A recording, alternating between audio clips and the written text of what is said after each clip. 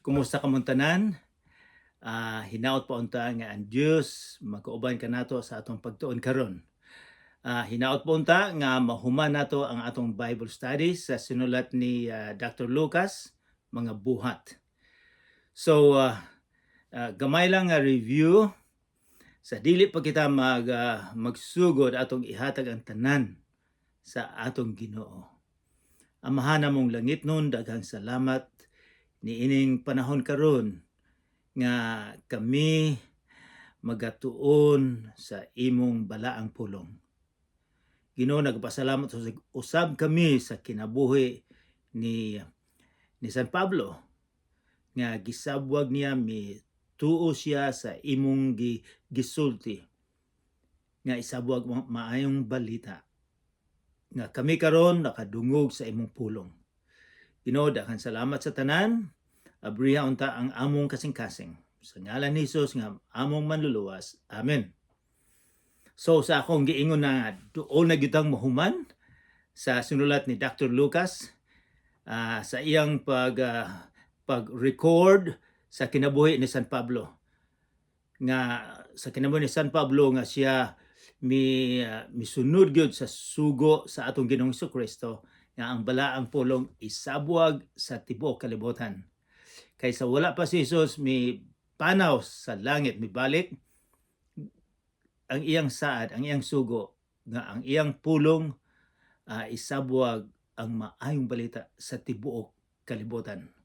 So mao nay gihimo ni San Pablo bisag daghan kaayong mga kalisud sa kinabuhi. Apan ang pulong sa Ginoo, Ginoo ang plano, ang iyang plano ang masunod. So bisan og ang iyang gisakin nga barko dool na malunod, apan tungod kay ang Ginoo gasaad nga moadto gid siya didto sa Roma, walay nahitabo. O didto sa isla sa Malta, didto atong nakita nga siya gipaakog lala kayo nga sala o lala nga sawa o wala siya namatay. O giayo usab niya ang amahan sa gobernador. So didto sa isla ang mga tawo nga may mga sakit iyang giayo. Gigamit siya sa Ginoo. So karon nakaadto ni gyud sila sa Roma. Kay mao may gisaad sa Ginoo nga moadto ka sa Roma. And then so atong tan-awon sa niining panahon na usab ang Roma usa sa pinakadako kaayong syudad sa panahon sa 2000 na katuig karon. O didto ato makita daghang klaseng mga tao. Ang giingon sa akong nabasahan nga 1% ang usa ka porsyento ang naay kwarta. Ang 99 ang katunga sa 99 pobre kayo, o ang katunga usab mga ulipon. So mao ni sitwasyon sa pag-abot ni Pablo. O dito usab sa pag-abot niya, dinhanay daghang mga Kristohano dito sumusunod kay duha ka tuig so wala pa siya moabot, gasulat siya og sulat love letter sa mga Kristohanon sa Roma. O kanang sulat niya naa sa atong Biblia, kanang libro nga Roma. So sa walay paglangay-langay mo ato na i-continue ang atong lesson karon. And atong abrihan ang atong Bible sa Kapitulo 28, sa mga buhat 28, o muadto kita sa Kapitulo 17. So atong abrihan. Now, ang title sa paragraph na ni mao ang pagwali ni Pablo didto sa Roma. Nakaabot na gid sa Roma. Verse 17, og tapos sa tulo ka adlaw iyang gipatigom ang mga kadagkuan sa mga Hudiyo didto, og nagtigom na siya miingon kanila. So ang iyang yung approach nga iyang unahon ang mga Hudiyo, nga iyang explicar kung unsay nahitabo, nga wala gyud siya sala. So ang mga leadership sa mga Hudiyo miadto. Miingon si Pablo, mga igsuon. So ang iyang paglantaw sa iyang kaugalingon, Hudiyo paghapon siya. Miingon siya mga igsuon. Igsuon gihapon niya. Wala siya nagpalayo sa Hudiyo. Ako gitugyan nga binilanggo gikan sa Jerusalem ngadto sa mga kamot sa mga Romanhon. Ngani wala ako'y nahimong bisan unsa nga batok sa katawhan o batok sa mga batasan sa atong mga kagikanan. So wala ko'y gihimo nga sala. And then verse 18, sa nausisan na ako nila, buot unta ako nila nga buhian. Buhian ako sanglit, wala may katarungan nga pagahukman ako sa kamatayon. Apan sa diha nga misupak niini ang mga Hudiyo. Kini ang giingon niyang mga Hudiyo, mga leadership, mga members sa Sanhedrin. So, dili tanang mga Hudiyo, pero sa pagsulat ni Dr. Lucas, ang describe niya ang mga leadership sa mga Hudiyo nga against sa atong Ginoong Jesucristo. So, pag ang mga Hudiyo, napugos ako sa pagdangop kang Caesar. Hinoon, dili tungod kay aduna ako'y igasumbong batok sa akong nasod, busa tungod ni ining maong hinungdan, gipangamuyo ko ang pagpakigkita kaninyo o pagpakigsulti kaninyo, sanglit tungod man sa ginalauman sa Israel, gigapos ako karon ni ining talihala. So miingon siya, naay importanteng pulong nga iyang gihimo, nga iyang gisulti. Ingon siya, tungod sa iyang paglaom na word nga giingon diri, hinungdan nga ko ang pagpakikita kaninyo o pagpakisulti kaninyo, sanglit ingon man sa ginalauman sa Israel, gigapos ako. So tungod sa gilauman sa Israel. So iyang gi-explicar ni sa mga Hudiyo, sa mga leadership, nga gigapos siya tungod sa gilauman, pag-asa, laom.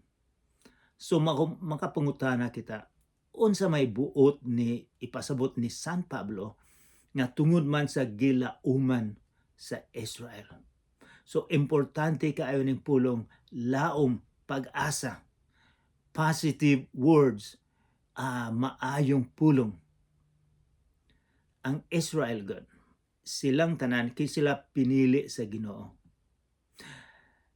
Naglaom sila. Ang Ginoo nahibalo nga kining mga tawhana ga kinahanglan og manluluwas.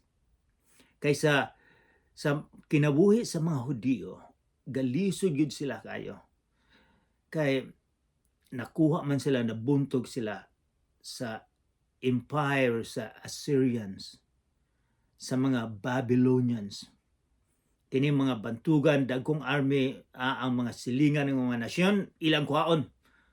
So, nakuha usab sila sa mga Grego, sa powerful ang Grego, and then ang Grego nag-ubos, and then ang mga Romanhon usab, mao'y naging power.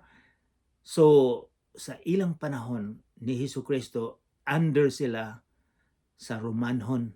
Pareha sa ato ang panahon, under kita sa mga Espanyol. So, sila sa under sila sa Romano o sa ubang mga gamhanan ng mga nasyon, galisod ang ilang kinabuhi.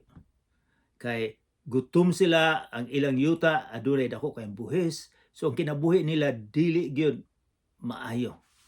So, ang Ginoo gahatag og paglaom. Nahasulat na sa Biblia nga adunay paglaom nga ihatag usa ka manluluwas.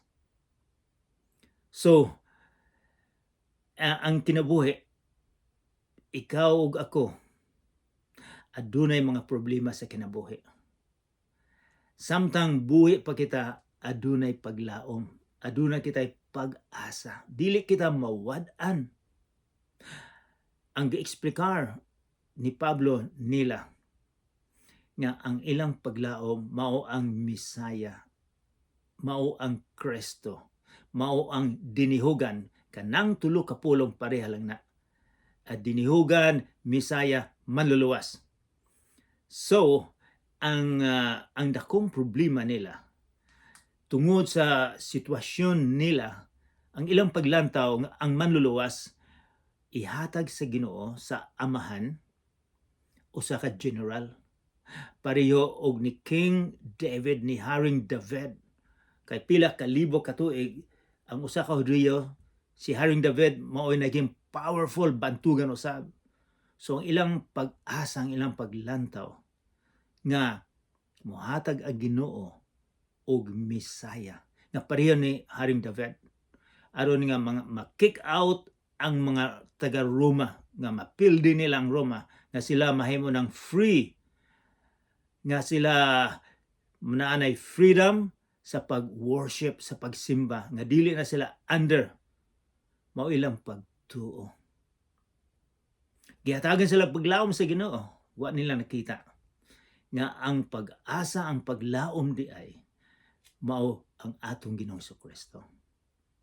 Dili usa ka general, kundi usa ka tawo nga taga norte, usa ka tawo nga ang iyang mga barkada nga mga gitrain niya, mga mangingisda, wala di sila kabalo usab nga ang Ginoo magpadala og paglaom dili gikan sa kamot sa mga Romanon, kundi sa kamot sa lala sa sala ato na nakita. So kay kitang tanan magkasala man ta, so ang Ginoo gapadala og iyang anak aron nga siya ang magpakamatay, siya ang muhalad sa iyang kinabuhi aron nga ang atong sala mabalhin didto sa dihang didto siya sa Kalbaryo, sa cross. Ang atong sala gibalhin didto o ang iyang pagkamatarong gibalhin niya nato. So ang solusyon sa problema sa walay paglaom ang atong Ginoong Kristo lamang. Ang ilang paglantaw ang mahimong hari dinhi lang sa kalibutan, apan ang manluluwas di ay espirituhanon, dili general, dili sikat nga army, kundi usa ka tawo nga gikan sa langit, anak sa Ginoo, magpakamatay kanato. Ang pildihon niya ang lala sa sala, lubason kita niya. So ikaw, ako, adunay paglaom nga bisag unsa kadako sa atong sala, aduna kitay paglaom, aduna kitay pag-asa nga kini mapasaylo. Daghang mga akong nabasahan nga mag-suicide, magpakamatay silang kaugalingon. Kay miingon sila nga wala na ko'y pag-asa, wala na ko'y paglaom din sa kalibutan. Apan kung ang imong kasing-kasing gapitik pa og abrihan nimo ang imong kasing-kasing, adunay pag-asa sa kinabuhi. Dili dayon nato ni makita. Apan kung kita mosalig, musanding, motuo sa atong Ginoong Kristo, aduna kitay pag-asa sa kinabuhi. So mauni giingon ni San Pablo na tungod sa pag-asa, sa paglaom nila, sa paglaom nila nga sila maluwas, siya, mauna ako dinhi na preso tungod ni ana. Ang akong gisabwag sa maayong balita nga si Jesucristo mao ang pag-asa, mao ang paglaom sa mga Hudiyo. So mao na iyang mensahe nga iyang gihatag didto sa mga bisita nga mga Hudiyo. Og ang mensahe usab niya para sa atong tanan karon 2000 ka tuig karon, nga aduna kitay hope, aduna kitay paglaom sa kinabuhi. Sa ugma damlag kay ikaw ako mamatay man, aduna kitay pag-asa nga makaadto sa langit. bisag dinhi bisag dili ta mahimong dato, dili ta mahimong sikat, apan kung atong itugyan ang atong kaugalingon ni Hesus, aduna kitay pag-asa dito sa langit. Kinabuhi nga walay katapusan. Unsa may mahimo kung dato ka dinhi sa kalibutan, sikat ka, apan wala kay paglaom sa sunod nga kinabuhi. So, and then, basahon nato sa versikulo 21, og sila miingon kaniya, wala kami makadawat og mga sulat gikan sa Hudiya mahitungod kanimo og sa mga kaigsuonan nga nangabot dinhi. Wala kanilay nagtaho o nagsultig dautan mahitungod kanimo. Insya wala mi makadungog og unsa kung kinsa ka. Wala kami makadungog daotang balita nimo. So, kung unsay nahitabo dito sa Jerusalem, wala di sila kay balo. And then, pero, versikulo 21, 22, hinuon, bot kami maminaw kanimo, kung unsa ang imong mga huna-huna, kay mahitungod ni ining maong pondok, kami nasayod nga kini ginasupak bisan diin. So, adunay pulong nga, gusto na mong mahibawan ni ining bagong pundok. Ang buot nilang ipasabot nga ang sumusunod ni Hesukristo. Nga nagdaghan na usab tungod sa gihimo sa trabaho sa Espiritu Santo o sa gihimo ni San Pablo. Isa gusto kaming maminaw. Sila, gusto na mong maminaw mahitungod ni ining Kristohanon. Sa simpleng pagkasulti. Sumusunod. Kay murag nakadungog mi og dili maayong balita mahitungod sa Kristohanon. And then verse 23, og sa nakatudlo sila adlaw alang kaniya sa tinagdaghan nangadto sila kaniya sa iyang gipuy-an. Og sukad sa buntag hangtod sa kahaponon kanila nagsaysay siya nga naghimatuod sa gingharian sa Dios. Og naningkamot sa pagpatuo kanila mahitungod kang Hesus, pinasikad sa kasuguan ni Moises og sa mga propeta. So sa dihang mibalik na sila. Gusto ni silang maminaw mahitungod ni ining bag-ong sumusunod mga Kristiyanos. Unsa may gitudlo nila. Kay kini silang mga tawhana, ang ilang pagtuo nga sila makaadto sa kinabuhing dayon tungod sa nga sila mosunod sa daghang kaayong mga sugo. Ang ilang reliyon daghang kaayong sugo ato na naantiguan 613 nga mga balaod nga sundo nila, maghalad sila sa templo.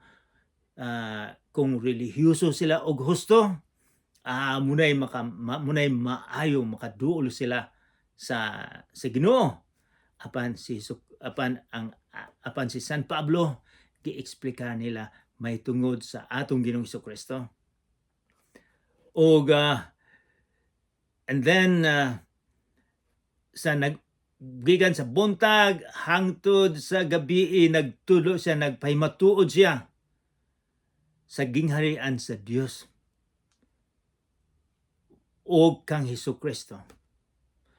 So aduna may saad gyud nga ang Espiritu nga ihatag ang manluluwas maoy maghari dinhi sa kalibutan. Ang Misayas iyang gi-explicar ni kini iya na ning gitudlo sa iyang sulat sa Roma 2 years before o sa mga libro ni San Pablo, iya na ning gi-explicar. Bisan sa iyan pag-travel, pagsabwag na sa mga balita sa sobra sa pulo ka tuig, iya na ning gi-explicar. So iya ning gi-summarize nila nga si Jesucristo mao ang Misaya, mao ang ilang gipaabot sa pila kagatus ka tuig nga miingon si San Pablo, miabot na ang manluluwas. So iyang gi-explicar siya gikan sa karaan nga tugon. So kining promise, kining saad nga manluluwas, dako kaayo ning topic, dako kay dili ni masabtan nato o usa ka oras o 2 ka oras kay sobra sa 400 ka mga bersikulo sa karaan nga tugon nagsulti mahitungod sa atong Ginoong Hesukristo nga siya ang gisaad. So nagtanaw lang ko ni kadali lang kini gamay nga kini ang possible nga gitudlo ni San Pablo nga si Jesus mao manluluwas, maong gisaad. Atong makita nga ang lineage, ang kagikanan ni Jesus gikan ni Jacob, gikan ni Abraham.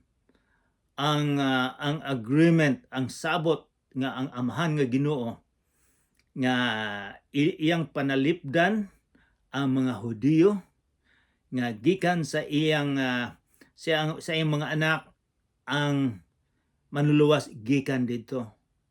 Kagikanan so si Jesus gikan ni Jacob, gikan ni Abraham, Isaac, Jacob hangtod so gitagna nga si Jesus gikan dito ni Abraham.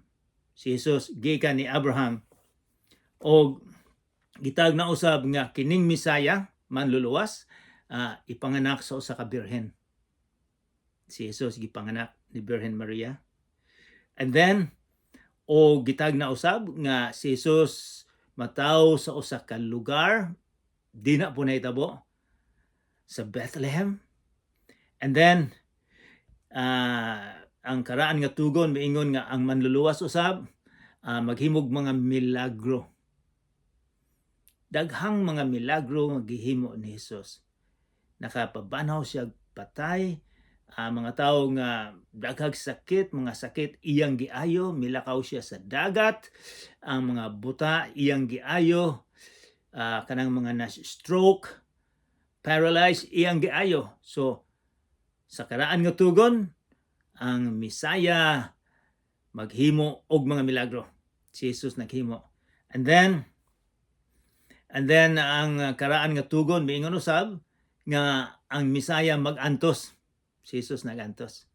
Og sa si Jesus ang gisulat na gikan ni Isaiah 53 and then gisulat usab gitagna usab nga ang Misaya mabanhaw.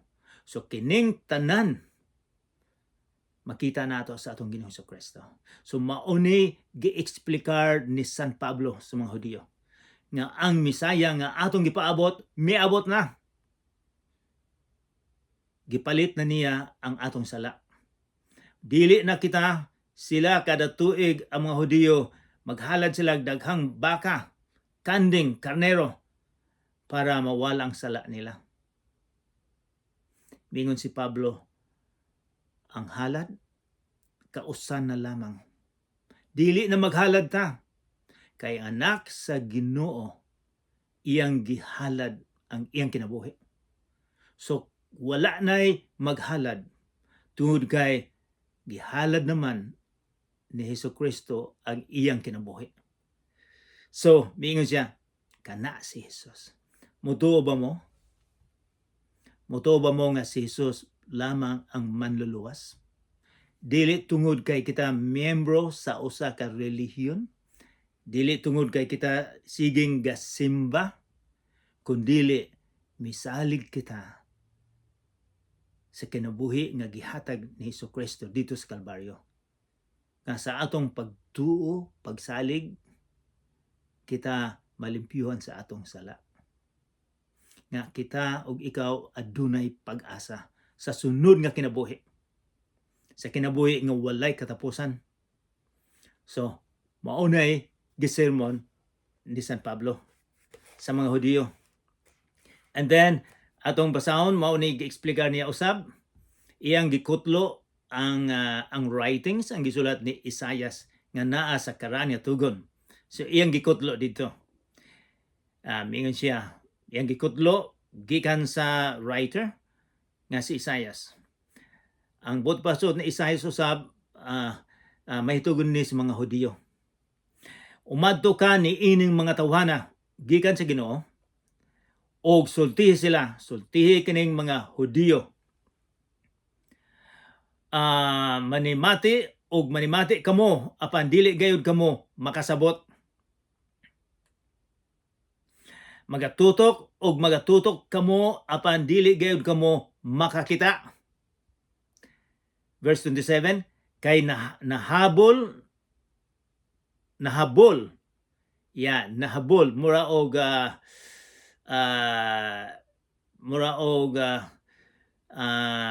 knife, kutsilyo nga habol, ingon siya, kay nahabol ang mga kasing-kasing nining mga tawhana. So ang Ginoo miingon nga kining mga Hudiyo, mga reliyoso, bisag abrihan nilang mata nila, bisag abrihan nilang ang ilang dalunggan, dili gyapon sila makadungog. Kay habol na kaayo ang ilang kasing-kasing. Miingon ang Ginoo. Mao nay gisulti mahitungod sa mga Hudiyo. Habol or buot ipasabot, sirado ang ilang kasing-kasing mahitungod ni Hesus, mahitungod sa manluluwas. Sirado ba ang imong kasing-kasing sa atong Ginoong Hesukristo? Then og ang ilang mga dalunggan magalisod sa pagpakabati og ang ilang mga mata ginapiyong nila. So adunay gyud decision nila nga gipiyong nila bisag makita nila ang katotohanan apan gipiyong nila ang ilang mga mata. Og makabati sila pinaagi sa ilang mga dalunggan og makasabot sila pinaagi sa ilang kasing-kasing og managbalik sila kanako. Yun ang Ginoo nga mubalik sila. Gusto na akong makabalik sila kining mga kagikanan sa mga Hudiyo. Og managbalik sila kanako aron ayuhon ko sila. Apan unsa may nahitabo. Ang ilang dalunggan bisag abri dili makadungog, ang ilang mata bisag nakakita dili makakita. Makita sa Misaya nga si Jesucristo. So gitagna na nga sila dili motuo ang ilang kasing-kasing, sirado ang ilang mata, bisag makakita, buta sila sa katotohanan, sa kamatuoran. Mao'y gikutlo ni San Pablo nga, kamo, maunay natabo sa atong mga kagikanan. And then verse 28, unsa man siguro reaction nila nga maumay sentensya sa amahan. Sa pila kagatos katuig nahibalo ng amahan nga ang inyong kasing-kasing sirado, ang inyong mata bulag, buta. Gusto unta sa Ginoo nga ayuhon sila pero sirado. Verse 28, bosa hibaluin ninyo nga kining maong kaluwasan gikan sa Dios gikapadala na ngadto sa mga hintel ug sila magapatalinghod niini. So miingon siya, mga Hudiyo, ang atong kadugo dili mo tuo. Ug ang Ginoo miingon, ang kaluwasan akong ihatag sa mga hintil kay ang ilang mata abre, ang ilang kasing-kasing abre. Nahibalo ba mo nga kining mga Hudiyo ang ilang pagtuo gyud nga ang mga hintil, ikaw ako, we are Gentiles. Mga hintil ta, dili kita pinili sa ilang paglantaw nga kita sugnod lang sa impyerno. Sila gyud ang maluwas. Karon si San Pablo miingon, kining mga tawhana nga atong pagtuo sugnod, dili ang ila ang kasing-kasing abre, luwason sila. Kita nga mga reliyoso gusto nga pinili unta apan sirado. Karong panahon na usab sa kalibutan, daghang mga tawo nakadungog sa pulong sa Ginoo pero sirado, dili nila makita. Nahibalo ang Ginoo niini nga gusto untang pasayloon pero tungod kay gahi ang kasing-kasing, dili sila mapasaylo. So mao ni usa sa mga sermon ni San Pablo. And then so siguro ang pagdungog nila kay sila gyud, these people are proud na sila ang pinili. wala nay lain, nadungog nila nga sila di ay dili tungod silang pagka-gahi og ulo. Dito day sa mga tao nga isugnod sa imperno. Ikaw ug ako sugnod ay tata sa imperno ang ilang paglantaw. Apan kiyatagan kitag paglaom nga motuo sa atong Ginoong Kristo. And then sunod nga verses og sa nakasulti na siya ni ining mga pulunga, gitudluan na niya sa diyang nadungog na nila ang mga Hudiyo na mauli nga may dakong paglalisay taliwala sa ilang kaugalingon. So sa diyang nadungog nila, naglali sila, na ay mituo, na ay wala mutuo. Nga ang kaluwasan ihatag sa tanan, nga ang ilang manluluwas miabot na sa ngalan sa atong Ginoong Kristo. Og si Pablo mipuyo didto sulod sa tibuok 2 ka tuig. Dito siya sa Roma for 2 years. 2 ka tuig siya dito. Nga migasto alang siyang kaugalingon og nag-abi-abi sa tanang nangadto kaniya. Og sa dayag og sa walay pagsanta gikan kan bisan kinsa, iyang giwali ang gingharian sa Dios og pagpanudlo niya ang mga butang mahitungod sa Ginoong Hesukristo. So sa 2 ka tuig didto sa Roma, nagtudlo siya mahitungod sa atong Ginoong Hesukristo. Bisan og na preso din na siya sa balay nga iyang giabangan, nga dinhay mga sundalo nga nakakadina niya, apan daghang usab ang mibisita kaniya ug iyang gitudluan siya mahitungod sa atong Ginoong Kristo. Unsa man siguro ang mahitabo, unsa man siguro wala isulti ni Dr. Lucas nga kining mga sundalo nga nakakadina uban kaniya 24 hours nakakadina niya. Unsa man siguro nahitabo sa ilang kasing-kasing nga sige silang nakadungog sa sermon ni San Pablo. Wala. Para sa ako, sa akong paglantaw, kining mga sundalo mituo og misalig sa atong Ginoong Kristo. Kay usa sa mga sulat ni San Pablo, miingon nga ang mga tauhan nga nagtrabaho sa emperador nahimong tumutuo. So posible usab nga kining 16 nga mga sundalo nga siging gwardiya ni San Pablo, sige man sila nakadungog mahitungod ni Hesus. Posible usab nga nahimo silang Kristohanon. So nahuman ang atong libro, atong pagtuon sa libro nga mga buhat.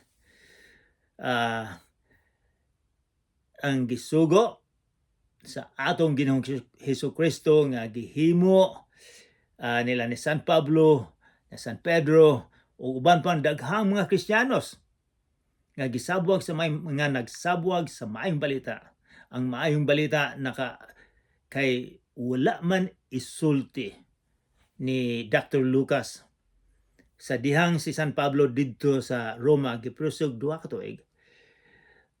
Adunay mga daghang theologians, mga taong gatuon nga si San Pablo nabuhian. Kay wala may sala, wala ebidensya, wala witness. So nabuhian siya. O posible usab nga nakaadto siya sa Espanya. Kay mao iyang plano. Apan adunay mga istorya usab, mga legend, istorya nga sa dihang sa pagkasunog sa Roma, kay dinhay hari sa Roma nga gusto niya, ang hari or emperador sa Roma, gusto niyang makita ang kaladako kayong kalayo. So gipasunog niya ang Roma. Og nalipay siya dako, nag-violence siya. And then unsa iyang gimahayan niya ang mga Hudiyo nga mao'y gasunog. So adunay mga istorya nga sa dihang daghang mga Hudiyo, mga Kristohanon nga gipamatay, posible nga apel si San Pablo o si San Pedro dito. So dito apan bisan pa og namatay si San Pablo, ang pulong sa Ginoo walay makapatay niini. Nasabwag sa maayong balita nga si Jesus mao ang manluluwas. So dinhi natapos ang atong pagtuon sa sulat ni Dr. Lucas may tungod sa kinabuhi sa pagsabwag sa maayong balita. O ikaw ako usab, kung tinuod ka nga Kristohanon, sumusunod ni Jesus, adunay saad, adunay command nga ikaw usab musabwag sa maayong balita. Magsugod sa imong pamilya, magsugod sa imong silingan, magsugod sa imong kauban sa trabaho. O bisan asa, isabwag ang maayong balita nga si Jesus lamang ang manluluwas. Daghang salamat.